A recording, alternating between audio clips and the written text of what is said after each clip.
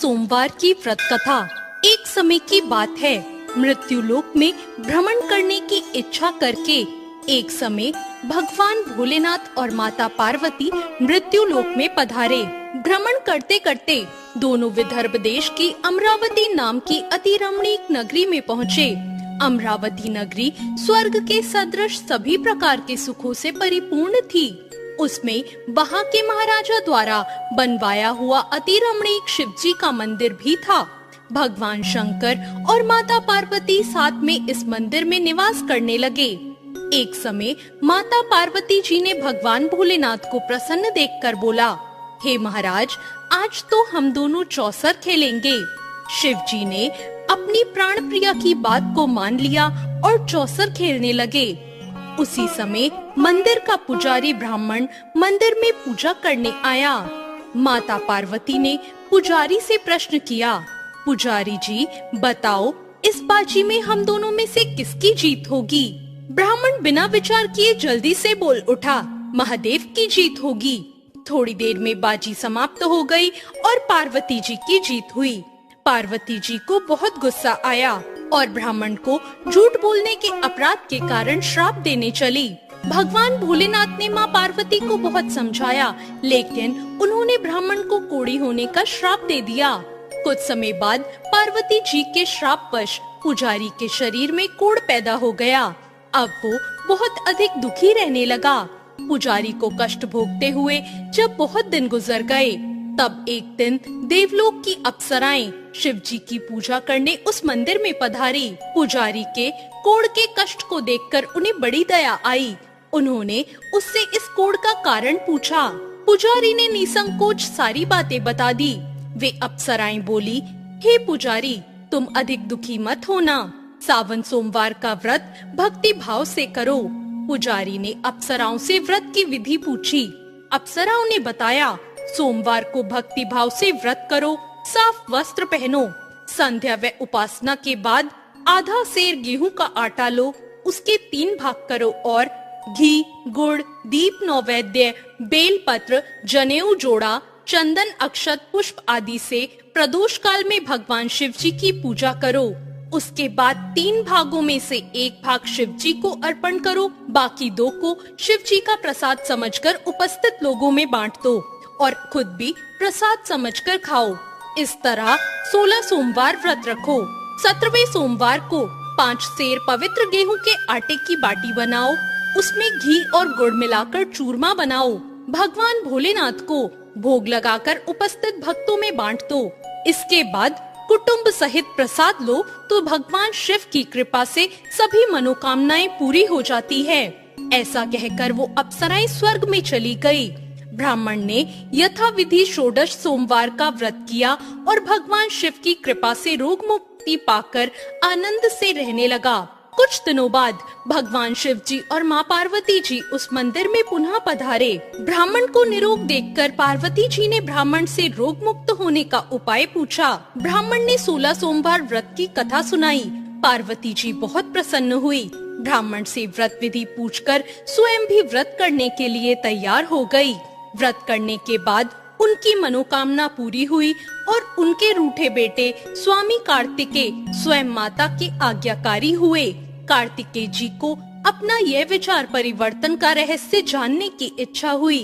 वो माता से बोले, माता, आपने ऐसा कौन सा उपाय किया जिससे मेरा मन आपकी ओर आकर्षित हो गया? पार्वती जी ने वही षोडश सोमवार की कथा उनको भी सुना दी। कार्तिकेय जी ने कहा, इस व्रत को मैं भी करूँगा, क्योंकि मेरा प्रिय मित्र ब्राह्मण बहुत दुखी दिल से परदेश गया है। मेरी उससे मिलने की इच्छा है। कार्तिकेय जी ने इस व्रत को किया और उनका प्यारा मित्र उन्हें मिल गया। मित्र ने इस आकस्मिक मिलन का भेद पूछा तो कार्तिकेय जी बोले, हे मित्र, हमने तुम्हारे मिलने की इच्छा से 16 सोमवार का व्रत किया था। अब तो ब्राह्मण मित्र को अपने विवाह की चिंता होने लगी। उसने कार्तिकेय जी से व्रत की विधि पूछी और यथाविधि व्रत किया। व्रत के प्रभाव से वह किसी कार्य से विदेश गया तो वहाँ के राजा की लड़की का स्वयंवर था। राजा ने प्रण किया कि जिस राजकुमार से सब प्रकार से हथनी माला डालेगी, मैं उसी के साथ अपनी प्यारी बेटी का विवाह करूंगा। शिव जी की कृपा से वह ब्राह्मण भी उस स्वयंवर को देखने की इच्छा से राज्यसभा में एक ओर जाकर बैठ गया। नियत के समय हथनी आई और उसने जयमाला को उस ब्राह्मण के गले में डाल दिया। राजा ने अपनी प्रतिज्ञा के अनुसार बड़ी धूमधाम से अपनी कन्या का विवाह उस ब्राह्मण के साथ कर दिया और ब्राह्मण को बहुत सा धन देकर और पूरे सम्मान के साथ संतुष्ट किया।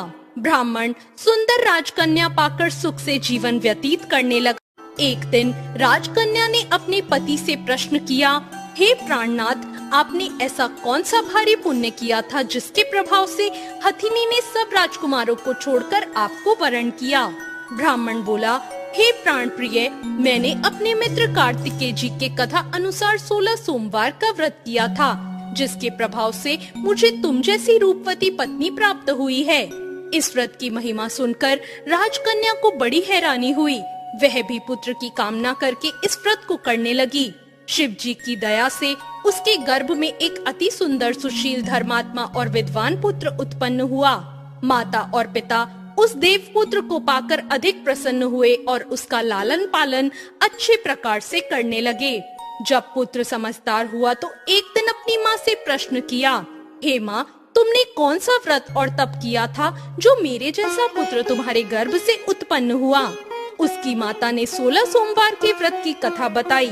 पुत्र ने सब तरह के मनोरथ पूरे करने वाले इस सरल व्रत को सुना तो वो भी राज्य अधिकार पाने की इच्छा से हर सोमवार को यथाविधि यह व्रत करने लगा। व्रत शुरू करने के बाद एक देश के वृद्ध राजा के दूतों ने उससे आकर उसको राजकन्या के वरण के लिए कहा। राजा ने अपनी बेटी का विवाह ऐसे सर्वगुण संपन्न ब्राह्मण युवक के साथ करके बहुत सुख प्राप्त किया। वृद्ध राजा के दिवंगत हो जाने के बाद इसी ब्राह्मण को सिंहासन पर बैठाया गया, क्योंकि दिवंगत राजा का कोई पुत्र नहीं था। राज्य का उत्तराधिकारी होकर भी यह ब्राह्मण 16 सोमवार करता रहा। जब 17वां सोमवार आया तो ब्राह्मण ने अपनी प्रियतमा से पूजन सामग्री लेकर शिव पूजा के लिए शिवालय में चलने को कहा, परंतु उसकी पत्नी ने उसकी आज्ञा की परवाह न की और दास दासियों द्वारा सब सामग्रियां शिवालय में भिजवा दी, परंतु वो स्वयं नहीं गई। जब राजा ने शिव जी का पूजन समाप्त किया तब आकाशवाणी हुई, हे राजा, अपनी इस रानी को राजमहल से निकाल दे, नहीं तो तेरा सर्वनाश कर देगी। यह आकाशवाणी सुनने के बाद राजा के आश्चर्य का ठिकाना न रहा। उसने मंत्रणा गृह में आकर अपने सभासदों को बुलाकर कहा, मुनियों, आज मुझे शिव जी की आकाशवाणी सुनाई दी कि तू अपनी इस रानी को राज्य से निकाल दे, नहीं तो यह तेरा सर्वनाश कर देगी। राज्य के मंत्री और सभासद आदि सब विस्मय और दुख में डूब गए, क्योंकि जिस कन्या के कारण उसे राज्य मिला था, राजा उसी को निकालने की बात कह रहा था। यह कैसे हो सकता था? पर राजा ने मंत्रियों की परवाह नहीं की। उसने अपनी पत्नी को राजमहल से निकाल दिया। रानी दुखी हृदय से अपने भाग्य को कोसती हुई राज्य से बाहर चली गई। बिना पैर में कुछ पहने, फटे हुए वस्त्र पहनकर, भूख से दुखी होकर अपने हृदय से भाग्य को कोसती हुई वो चली जा रही थी। रानी एक तेली के घर गई तो शिवजी के प्रकोप के कारण तेली के सभी मटके उसी क्षण चटक गए। तेली ने रानी को अपने घर से निकाल दिया। बहुत दुखी मन से वो रानी एक नदी के किनारे गई तो नदी का सारा जल सूख गया, जिसके पश्चात रानी एक जंगल में गई। वहाँ सरोवर में पानी पीने गई तो उसके हाथ का स्पर्श होते ही सरोवर का नील कमल के समान जल असंख्य कीड़ोंमय होकर गंदा हो गया। रानी ने भाग्य पर दोष रोपण करते हुए उस जल को पीकर पेड़ की शीतल छाया में विश्राम करना चाहा, परंतु वह जिस पेड़ के नीचे विश्राम करती उस पेड़ के पत्ते तुरंत टूटकर गिर जाते। वन, सरोवर, जलाशय की ऐसी दशा देखकर गौ चराने वाले ग्वालों ने अपने गोसाई जी से, जो उस जंगल में स्थित मंदिर के पुजारी थे, उनको ये बात बताई। गोसाई जी के आदेश अनुसार ग्वाले रानी को पकड़कर गोसाई जी के पास लाए। रानी की मुख कांति और शरीर की शोभा देख गोसाई जी जान गए, यह अवश्य ही कोई विधि की गति मारी हुई कुलीन स्त्री है। पुजारी ने रानी से कहा, पुत्री, मैं तुमको अपनी पुत्री के समान रखूंगा। तुम मेरे आश्रम में आकर रहो। मैं तुम्हें किसी प्रकार का दुख नहीं होने दूंगा। गोसाई जी के वचन सुनकर रानी को धीरज हुआ। वह आश्रम में रहने लगी। रानी जो भी बनाती उसमें कीड़े पड़ जाते, जल भरती तो उसमें भी कीड़े आ जाते। रानी की ये दशा देखकर गोसाई जी बहुत दुखी हुए और रानी से बोले, हे पुत्री, तुम्हारे ऊपर कौन से देवता का प्रकोप है जिसने तुम्हारी ऐसी हालत की है? पुजारी की बात सुनकर रानी ने शिवजी महाराज के पूजन के बहिष्कार की बात बताई। तो पुजारी ने शिवजी की अनेक प्रकार से स्तुति की और फिर रानी से बोले, पुत्री, सब मनोरथ पूरी करने वाले 16 सोमवार व्रत करो, उसके प्रभाव से इस कष्ट से मुक्ति हो जाएगी। गोसाई जी की बात मानकर रानी ने 16 सोमवार व्रत किए और 17वें सोमवार को विधि विधान सहित पूजन किया। उस पूजा के प्रभाव से राजा के हृदय में विचार आया कि रानी को गए हुए बहुत समय बीत गया है, ना जाने वो कहाँ भटकती होगी, उसे ढूंढना चाहिए। यह सोचकर रानी को तलाश करने के लिए राजा ने चारों दिशाओं में दूत भेज दिए।